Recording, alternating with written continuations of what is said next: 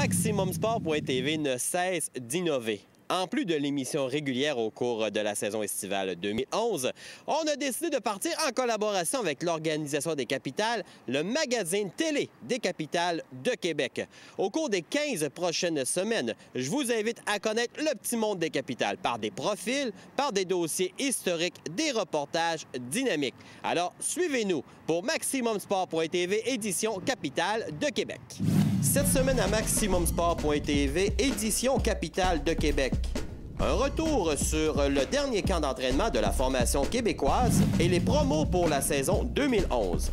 La présence des dirigeants de baseball Québec en nos murs et l'histoire du stade municipal à Québec.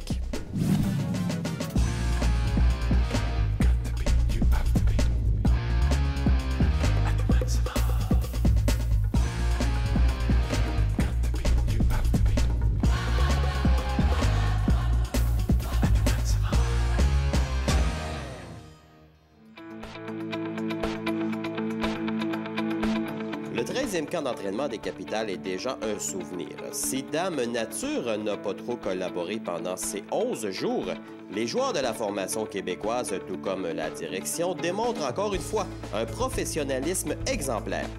Le tout débute par la traditionnelle conférence de presse où partenaires, médias et personnel des capitales refont connaissance. 8 mois sans baseball, c'est long. C'est le temps idéal de remettre les nouvelles et le patinage à jour. Ensuite, place à la collecte de sang organisée par Emma Québec. Se tenant à Place Fleur de Lys, tous pouvaient contribuer à ce don de vie. Bien oui, qui d'autre que Capi, testant les différentes étapes du processus. Après vérification, nous pouvons affirmer sans l'ombre d'un doute que notre mascotte a plein de bon sang. Par la suite, c'est au tour des joueurs de s'exécuter. Les tests médicaux viendront confirmer les excès de l'hiver ou encore si la saison hivernale n'aura pas laissé trop de traces.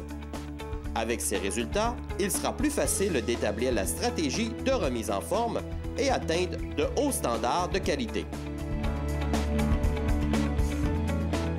Justement, profitons des rares percées de soleil pour se rendre au stade. Un camp d'entraînement au baseball, lorsqu'il fait beau, devient automatiquement un pur plaisir.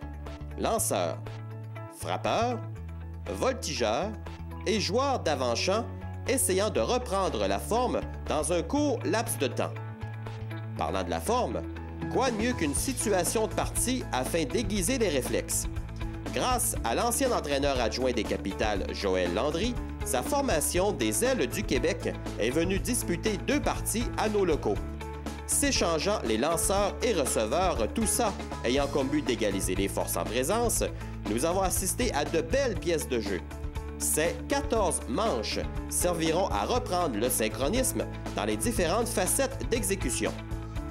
Bref, un camp d'entraînement de courte durée, toutefois, l'effort démontré confirme le sérieux de reprendre là où on a laissé l'an dernier. Les promotions lors d'un match des capitales de Québec deviennent avec le temps presque aussi essentielles que la partie de baseball.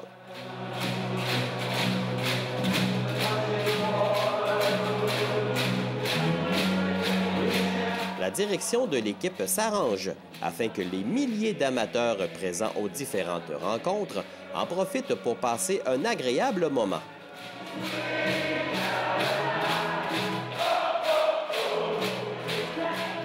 La saison estivale 2011 s'annonce sous le signe de la continuité, mais avec de belles nouveautés.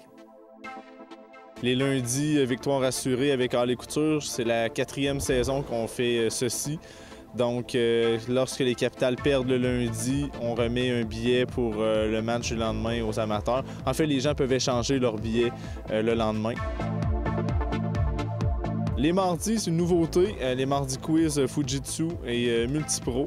Pendant 5 demi-manches, il va y avoir une question sur l'histoire des capitales qui va être à l'écran.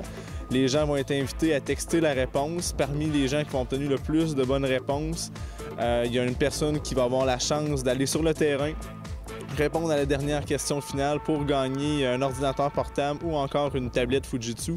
On fait ça tous les mardis. Les mercredis, c'est les bingos qui sont présentés par la Caisse des Jardins du Centre-Ville de Québec et le quartier Saint-Sauveur. Donc, l'année passée, on avait fait cette activité-là. Le bingo, ça a été un succès. On répète l'expérience à tous les mercredis. Les événements sur le terrain correspondent à des cases sur la carte. Donc, lorsqu'on réussit à avoir une carte pleine, des super de prix sont remis au kiosque du bingo. Donc, ça va être le fun pour les gens d'essayer l'expérience. Puis, les samedis, feux d'artifice. Et présenté par La Pointe, ainsi que les dimanches des familles Tim Hortons. Donc les enfants, c'est gratuit, jeux gonflables, courses autour des buts après le match. Donc ça, c'est les 5 soirées qui reviennent de façon régulière cette année.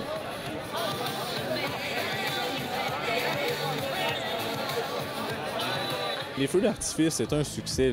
Les familles s'y plaisent. C'est souvent facile pour les groupes de l'extérieur. On leur dit « Venez le samedi, les feux d'artifice ». Ils accrochent. On sait que le but premier, c'est de venir au baseball. Il y a la partie, mais toutes les petites promotions qu'on peut faire pour enrober ça, je crois que les amateurs apprécient ça de façon spéciale.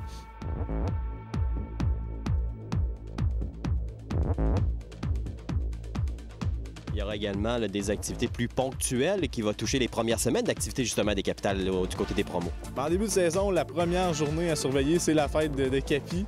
12e anniversaire pour notre mascotte.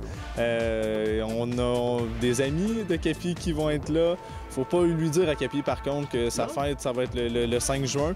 Okay. On essaie de garder ça en surprise. Des gâteaux pour les enfants, des jeux gonflables, des maquilleuses. C'est une fête pour Capi, mais surtout pour les familles. Donc là, Capi, il ne sait pas. Si on le voit au cours des prochaines semaines, des prochaines journées, on y en parle pas. On peut pas dire. Faut pas y en parler. C'est Capi, notre visage, puis les enfants l'apprécient, les adultes l'apprécient. On l'adore.